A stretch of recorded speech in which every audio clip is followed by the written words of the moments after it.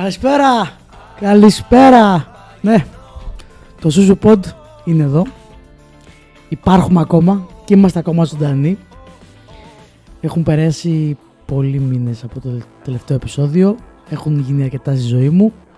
Θα τα πούμε σιγά σιγά όλα. Αλλαγή χώρου. Τώρα δεν είμαι στο σαλόνι μου, είμαι στο γραφείο μου. Αυτό το ωραίο το background. Λοιπόν, είμαι μόνος μου αυτή τη φορά. Μάλλον και στα επόμενα, αν υπάρχουν, θα είμαι πάλι μόνος μου. Κατερίνα πλέον δεν έχει τόσο χρόνο. Ίσως να υπάρχει κάποιο guest. Θα δούμε.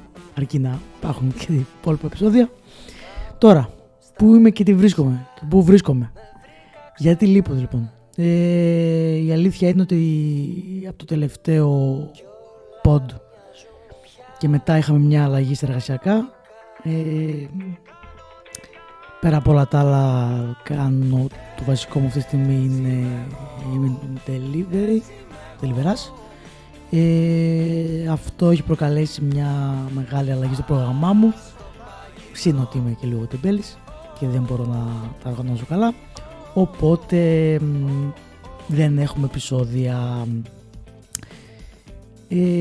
Αυτός είναι και ο λόγος που δεν κάνουμε επεισόδια. Ας ελπίσουμε έτσι να από εδώ και πέρα έτσι να γίνει μια νέα αρχή, να κάνουμε ξανά. Έκανα βέβαια και ένα guest σε ένα φιλικό podcast. Θα βάλω κάποια στιγμή στο μοντάζ κάποια φωτογραφία, κάποιο link. Πήγα στα φιλαράκια μου στο Coachy Couch podcast και μιλήσαμε έτσι για διάφορα. Πολύ ωραίο επεισόδιο, να το ακούσετε. Αλλά πώς βρήκα χρόνο να κάνω επεισόδιο, αυτό είναι το ζήτημα. Σήμερα που γράφουμε είναι 7 Μαΐου, ημέρα Πέμπτη.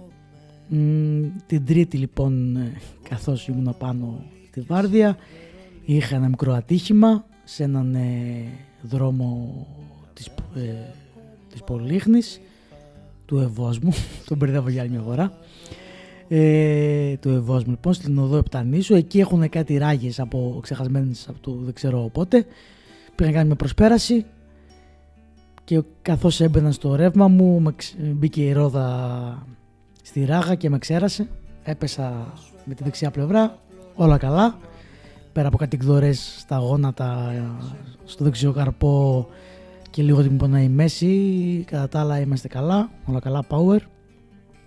Προχωράμε. Οπότε αυτή τη στιγμή είμαι 10 μέρες off, είμαι σπίτι, αράζω, έχω χρόνο για ό,τι γουστάρω. Χάνω βέβαια κάποια χρήματα, αλλά υγεία πάνω απ' όλα. Ναι, πάμε στο επόμενο θέμα. Λοιπόν, προφανώς και δεν θα μπορούσε να λείπει από αυτό το επεισόδιο κάτι που το είχα τάξει τα πρώτα επεισόδια και δεν μπορώ να θετώ το λόγο μου. Ο Ηρακλής, κυρίες και κύριοι, βρίσκεται στην πρώτη κατηγορία. Επιστρέψαμε μετά από πολλά χρόνια απουσίας, σύνολο 9.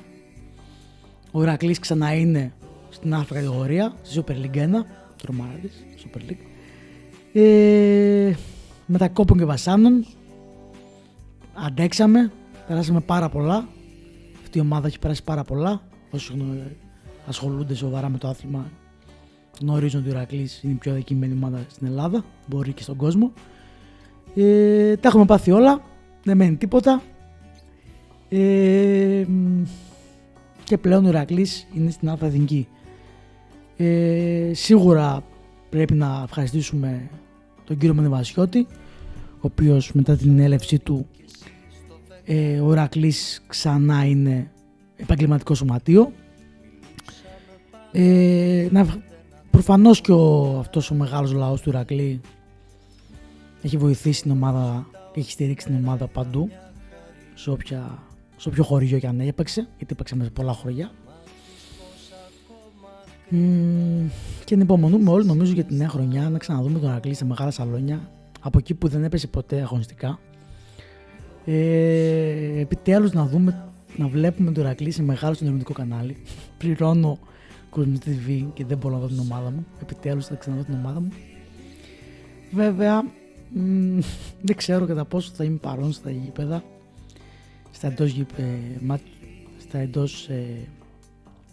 στα εντός μάτς, καθώς από ό,τι φαίνεται υπάρχει μια μεγάλη περίπτωση να μετακομίσω στην Αθήνα. Το delivery είναι κάτι το οποίο δεν θα είναι μόνιμο, είναι μια λύση ανάγκης για να μπορούμε να συντηρούμε. Ήδη μιλάω με μια εταιρεία ενεργά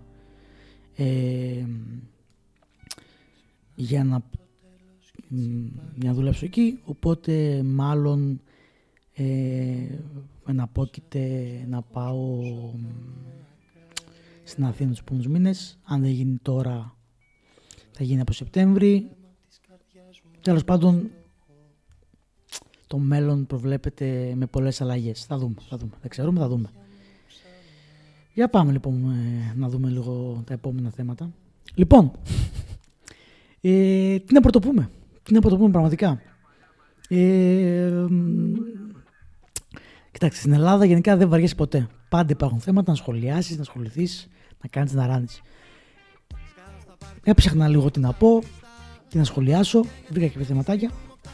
Το πρώτο λοιπόν που θα ήθελα να σχολιάσω είναι το ζήτημα που προέκυψε στα μέσα του προηγούμενου μήνα, το Απρίλη, με τον κύριο Μακάριο Λαζαρίδη, τον πρώην Υπουργό Αγροτικής Ανάπτυξης, ο οποίος τέλει παραιτήθηκε. Τι έγινε λοιπόν με αυτόν? Βρέθηκε ότι για 3 χρόνια και παραπάνω, σίγουρα 3 τουλάχιστον, είχε διοριστεί σε μια θέση του Επιστημονικού Συμβούλου της κυρίας Μαριάτας Γιαννάκου χωρίς να έχει τα προσόντα. Και τι εννοούμε? Χωρίς να έχει πτυχίο αναγνωρισμένο.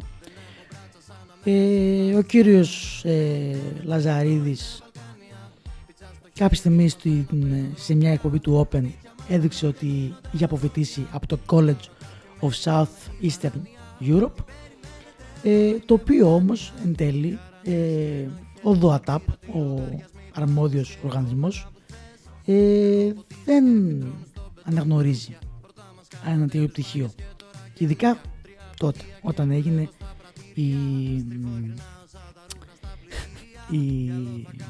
ο διορισμός.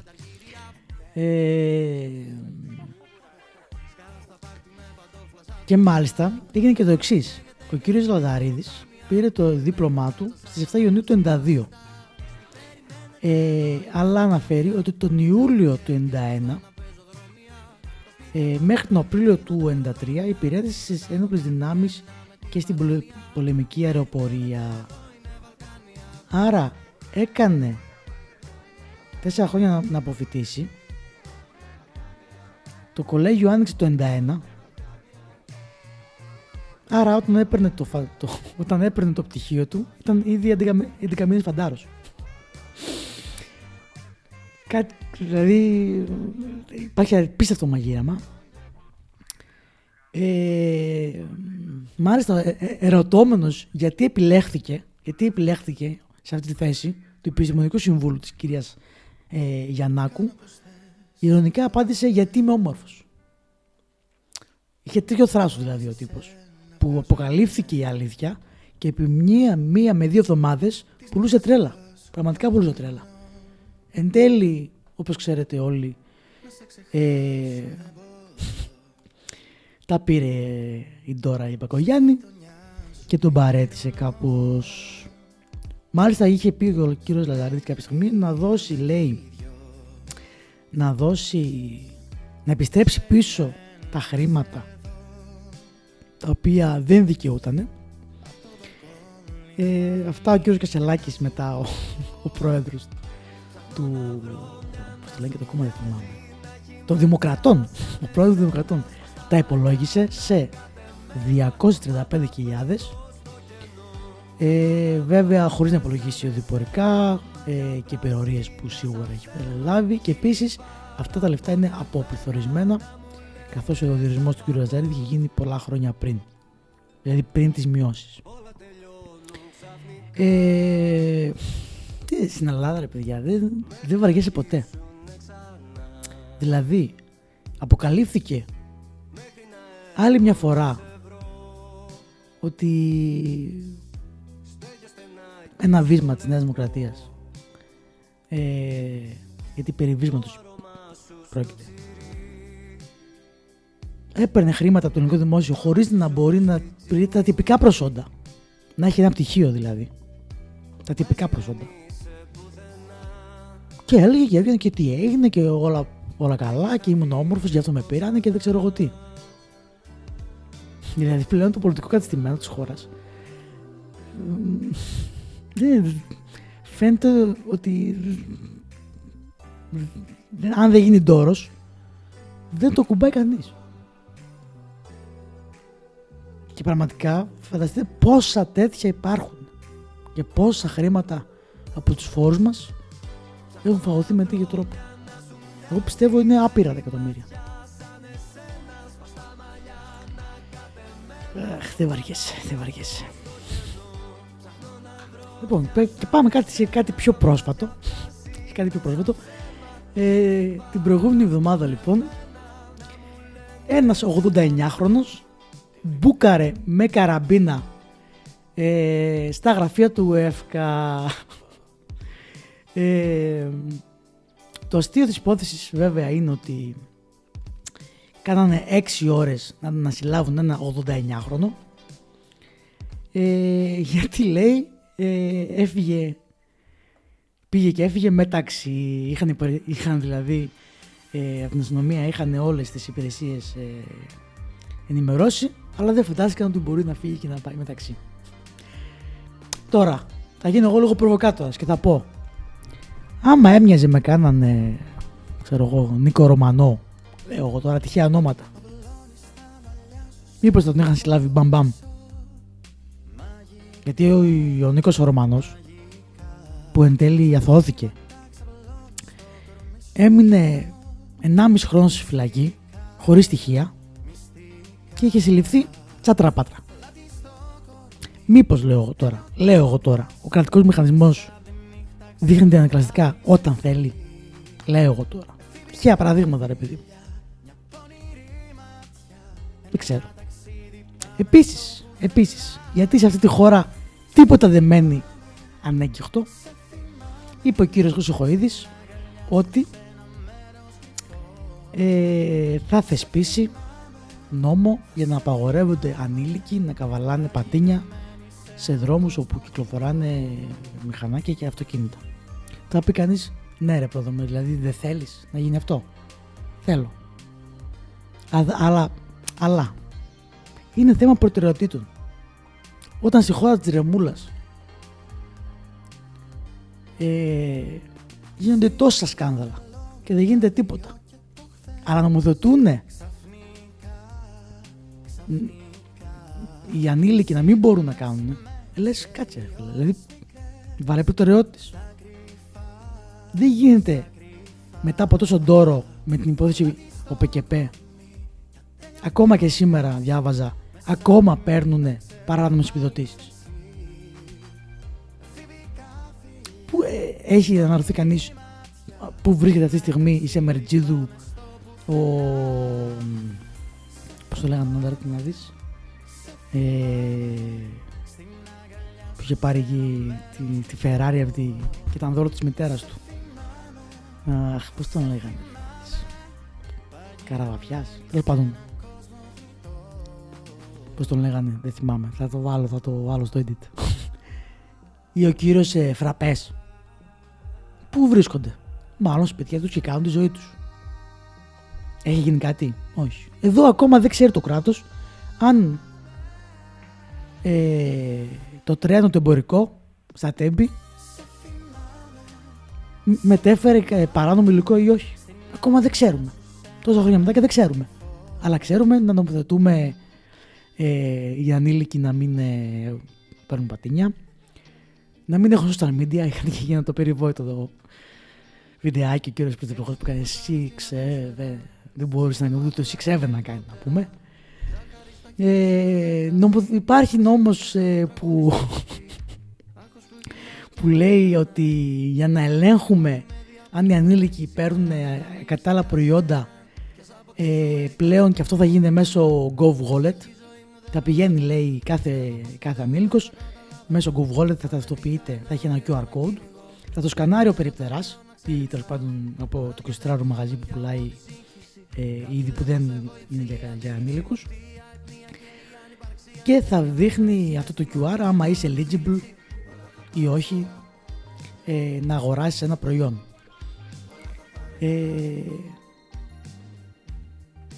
Και εγώ θα πω και σήμερα μπορεί κάποιος σε ένα μπαρ, ας πούμε, να ζητήσει ταυτότητα. Δεν το κάνει. Γιατί δηλαδή, επειδή θα υπάρχει QR και όλα αυτά ξαφνικά, δηλαδή κάποιος. Δηλαδή θέλω να πω ότι ακόμα και οι νόμιμοι που γίνονται, που είναι οι πιο άστοχοι, θα μπορούσε να πει. Δηλαδή, okay, είναι και αυτά προβλήματα. Αλλά η κυβέρνηση επιλεκτικά επιλέγει ποια είναι προβλήματα και ποια όχι, θα πω εγώ. Και όσο θα μου πει εμένα ότι αυτός ο νόμος θα τηρηθεί. Ή τέλος πάντων τι θα κάνει το κράτος για να τηρηθεί. Γιατί είχε ένα νόμο, δεν έλεγχε τα μαγαζιά. Να πούμε τα μαγαζιά να πούνε ποιος θα μας ελέγξει αν θα δίνουμε ποτά σε ανήλικους. Κανείς. Ή να πω και το άλλο, που διάβασα. Ο κύριος Άδωνης Γεωργιάδης, αυτό η υπουργάρα μας, λοιπόν, θέσπισε ένα νόμο, λέει τώρα, που θα απαγορεύσει το CBD στην Ελλάδα. Γιατί, λέει, παίρνουν ανήλικοι. Σωστό. Ποιος άφησε τους ανήλικους να πάρουν CBD? Το κράτος. Ποιος έδωσε άδεια να ανοίξουν αμέτρητοι αυτόματοι πολιτές που πουλάνε CBD προϊόντα? Εγώ? Μάλλον όχι. Ποιος θα αποζημιώσει όλους αυτούς τους ανθρώπους που με τον νόμο που είχε βγάλει, δεν θυμάμαι ποια κυβέρνηση, άφησε να εμπορεύονται προϊόντα CBD? Ποιος θα τους αποζημιώσει όλους αυτούς? Πλέον απειλείται η ύπαρξη πώλησης και παραγωγής καναβοειδών. Ή μήπως λέω τώρα, μήπως όλα αυτά γίνονται για να υπάρχει μόνο η φαρμακευτική κάναβη, η οποία είναι Ισραηλίτικη, ενώ Ισραηλινών συμφερόντων, γιατί η παραγωγή γίνεται στην Ελλάδα.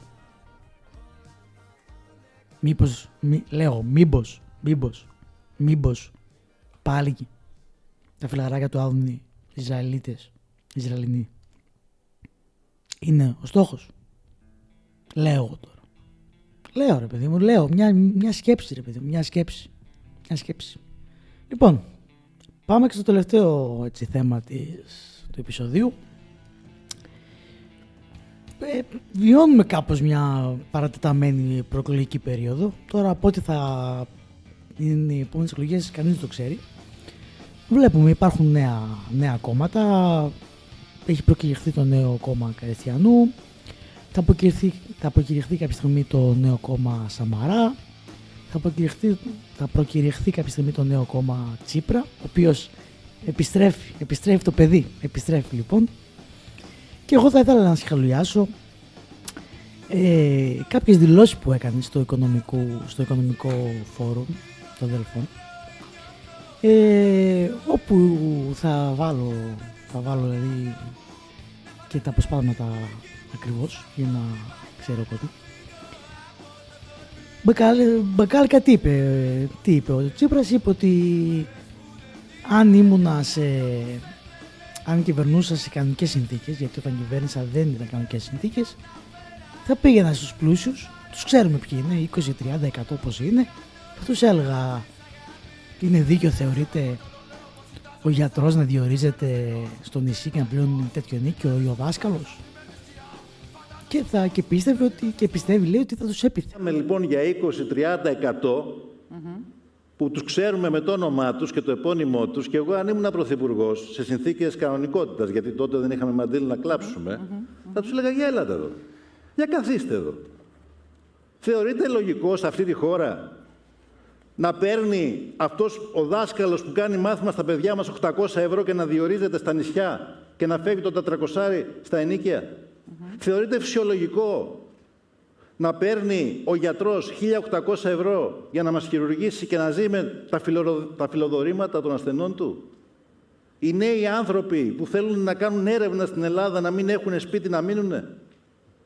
Θεωρείται φυσιολογικό να μην έχουμε σχολεία, να μην έχουμε νοσοκομεία? Είναι πατριωτισμός αυτό? Εγώ θεωρώ ότι θα τους έπιθε. Τους έπιθε ο Τσίπρας, θα τους έπιθε, παιδιά. Θα τους έπιθε. Βέβαια θα ρωτήσει κάποιος, γιατί δεν τους έπεισε όταν κυβέρνησε? Τι έκανε ακριβώς όταν κυβέρνησε ο Τσίπρας? Τι ακριβώς έκανε και πώς φορολόγησε το βαρύ κεφάλαιο? Και πώς ξαφνικά μετά από τόσα χρόνια θα τους πείσει? Πώς ο πρωθυπουργός που κατάφερε να βγει σε μια περίοδο που η δεξιά είχε κατακρεμνιστεί, πώς κατάφερε λοιπόν αυτός ο άνθρωπος μετά από 5-6 χρόνια η δεξιά να ξαναβγεί αυτοδύναμη και να έχουμε όλο αυτό το καθεστώς Μητσοτάκη που αυτή τη στιγμή δεν έχει πολιτικό τίποτα δυστυχώς και πολύ φοβάμαι ότι θα ξαναβγεί η κυβέρνηση, όχι αυτή τη δυναμία αλλά θα ξαναβγεί.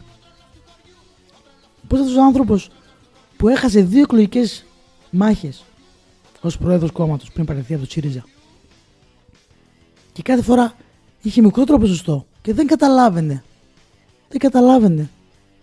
πώς γίνεται αυτό. Και ήρθε τώρα και έγραψε και την Ιθάκη το βιβλίο και μας εξηγεί τι πέρασε και τι έκανε ως πρωθυπουργός. Και τώρα ξαναζητάει την ψήφο του ελληνικού λαού.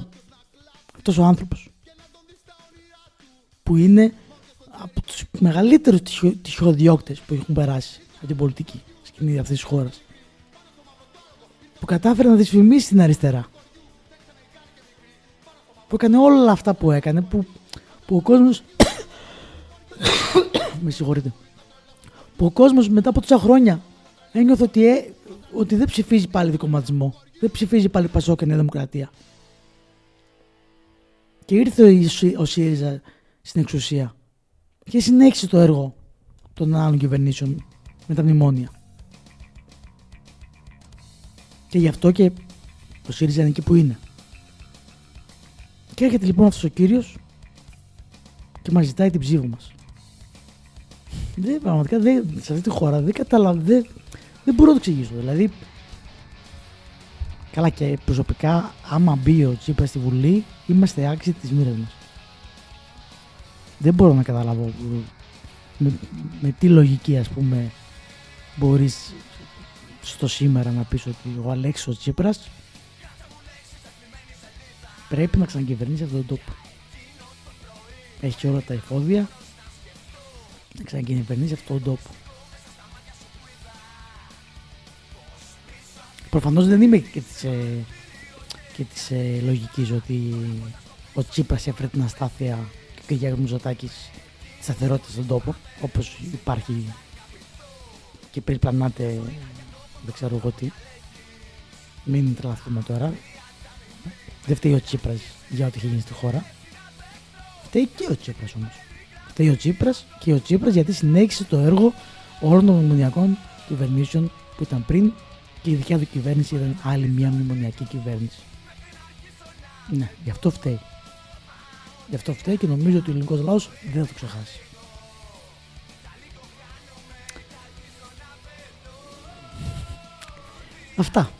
Αυτά είχα να πω. Θέλω να πιστεύω ότι δεν θα λείψω ξανά τόσο μεγάλο χρονικό διάστημα.